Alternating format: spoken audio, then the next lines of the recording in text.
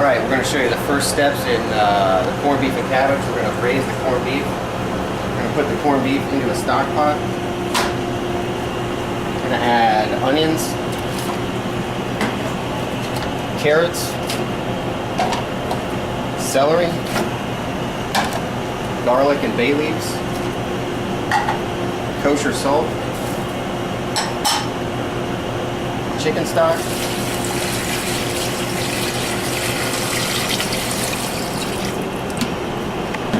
and water.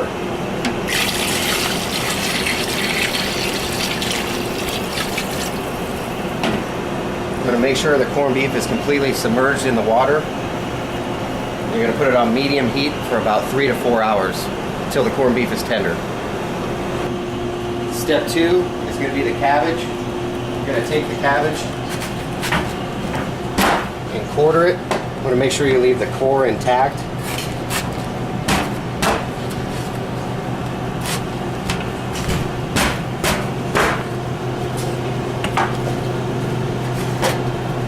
You're going to lay it in a hotel pan.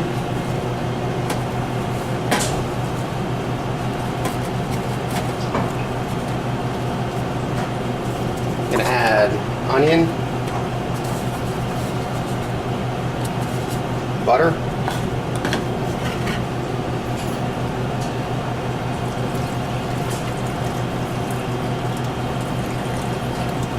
chicken stock, and some of the braising liquid from the corned beef.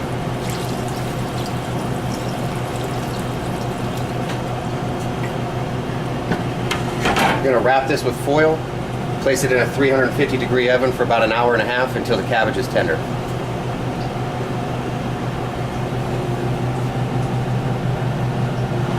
Alright, for the potatoes, make sure you wash the potatoes very good.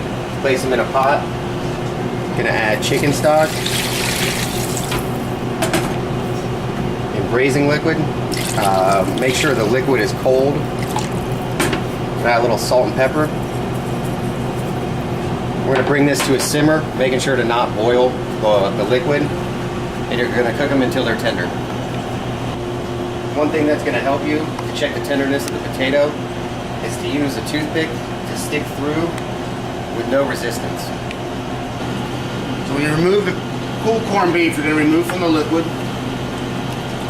It's an important fact to make sure that you let your corned beef cool in the cooking liquid until it's completely cold. At this point, you'll have your liquid. You want to make sure you remove all that fat. Because again, you're going to be reserving all your braising liquid for your potatoes and your cabbage.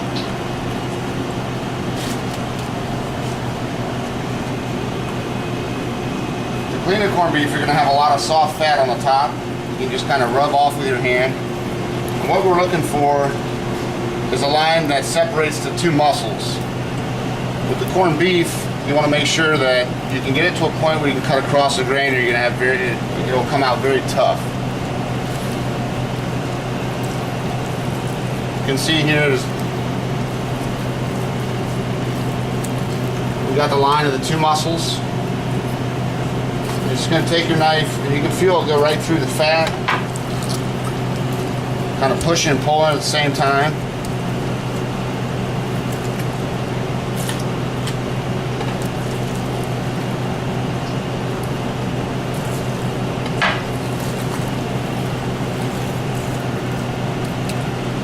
Those are your two muscles you're going to come out with. From this point, we're going to go through, we're going to trim off all the excess fat.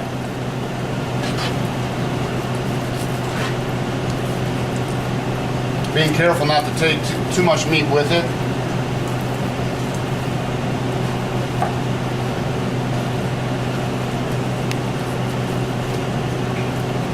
As the fat comes off, you can see the grain of the meat running this way. So when you go to slice your meat, you'll have your separate muscle. What you're going to want to do is cut that in half with the grain.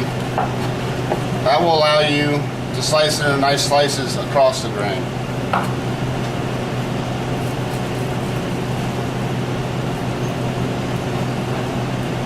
At this point, we take both pieces of the muscle.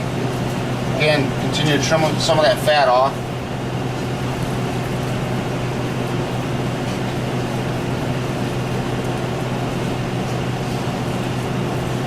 The other muscle here, do the same process.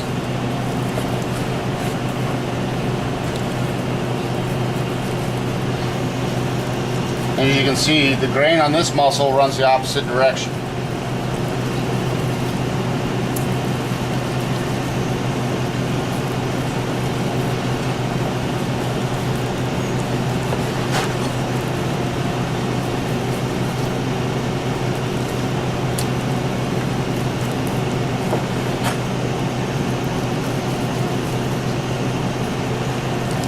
Now, in your restaurants, you got to understand this is going to be the most time consuming part.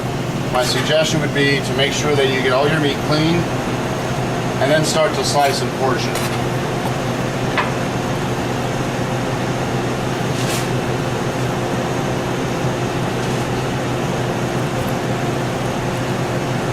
So as we take our corned beef, again, the grain is running this way and we want to make sure that we're cutting across that grain. Start at the tip. You want to go about a quarter to a little bit more than a quarter of an inch thick. Just using nice smooth cuts. The chef knife is the best knife to use so you don't get a lot of breakage. And that's what you're looking for, 3 to 4 slices on your corned beef for 5-ounce portions.